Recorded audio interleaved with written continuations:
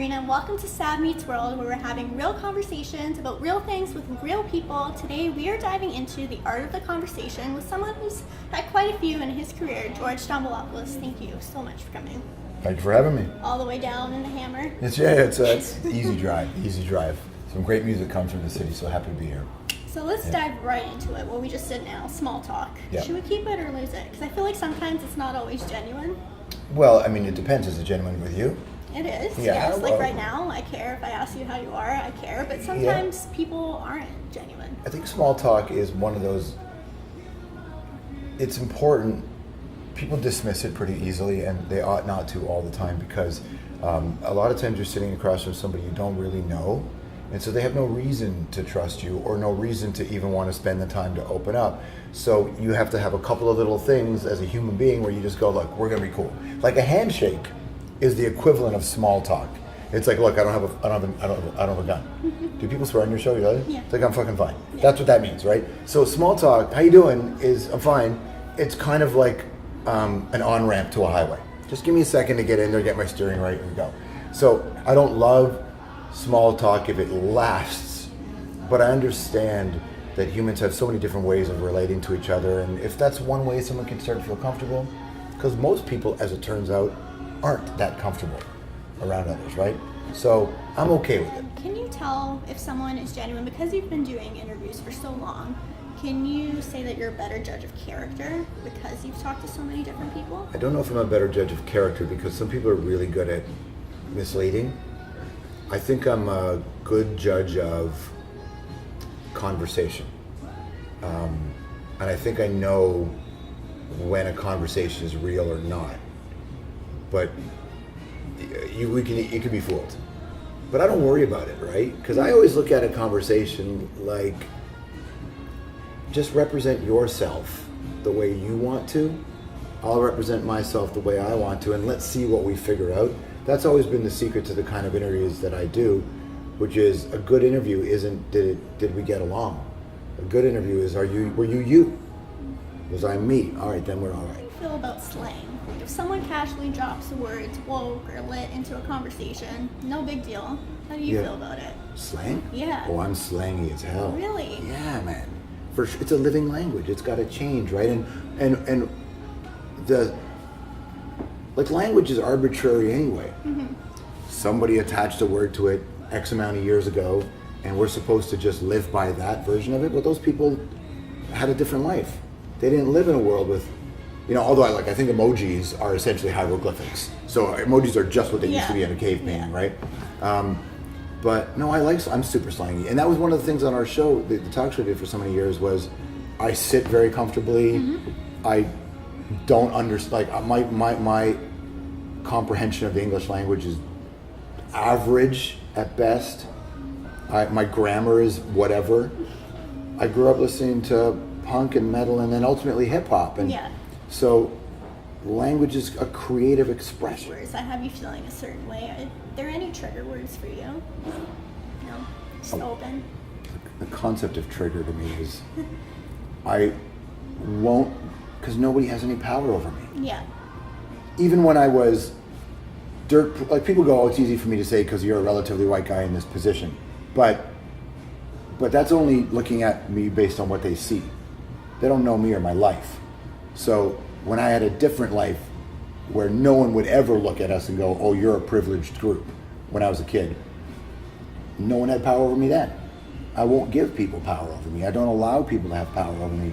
I won't allow somebody's words to hurt me. I'm just not wired that way. Being on the public eye for long enough, you get so much hate that you have to either let it kill you or you get really tough. Yeah. I'm tough as nails, right? And I'm tougher than nails, I think, for good and bad. And I think that the concept of letting somebody say something that would trigger me would never happen. I understand it if someone else feels that way. I'm not knocking them. Mm-hmm. Whatever your reality is, that's your reality. That's your brain chemistry, that's your experiences. I can't tell people to be the way I am. But I would never, for me, with my brain chemistry, nobody's going to hurt How me. do you feel about social media being a platform for so many movements? I think it's two things. I think it shows obviously it's, what we know is it's the democratization of the media, which is good. I think the challenge is the people have proven to themselves, proven to everybody else, who people really are. The media is the enemy. Okay. What happens when everybody has a voice? Are we all comfortable with what's happening on Twitter? No, probably right? not. Yeah. So there's the only downside I have to social media, not a downside, is that if somebody attaches more value to it than it ought to have, at least in theory, an institution has institutional structure, meaning journalistic principles. At CBC, there's a path to getting something to air. So it has to meet certain criteria, right? Twitter, somebody can say whatever they want, 400 people retweet it, it becomes a trend, and then it's the truth. So that to me is not, it's proving that without some kind of oversight left to their own devices, people will show who they really are. I think that's what's hard for the young people of today. They're very naive in the way that they think that everyone's going to agree with them and It's no pretty- one's going to disagree with them. Not being young, so I don't fully understand the experience that you would have, but there is a different sense of expectation. I know it's often called entitlement. I think every generation has a version of entitlement. Yeah. My generation did, yours does.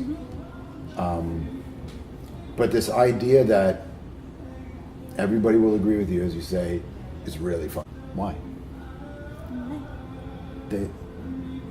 You just have to figure it out. You have to go get it, right? That's how I've always operated. No, that's a great way to look at it. And I think young people also lack social skills and the ability to have a conversation in person. Is that true? Is that true? Yeah. On social media, they connect better because you can hide behind your screens. Like I'll give you an example. I'm volunteering in a TV class. They're grade 9s.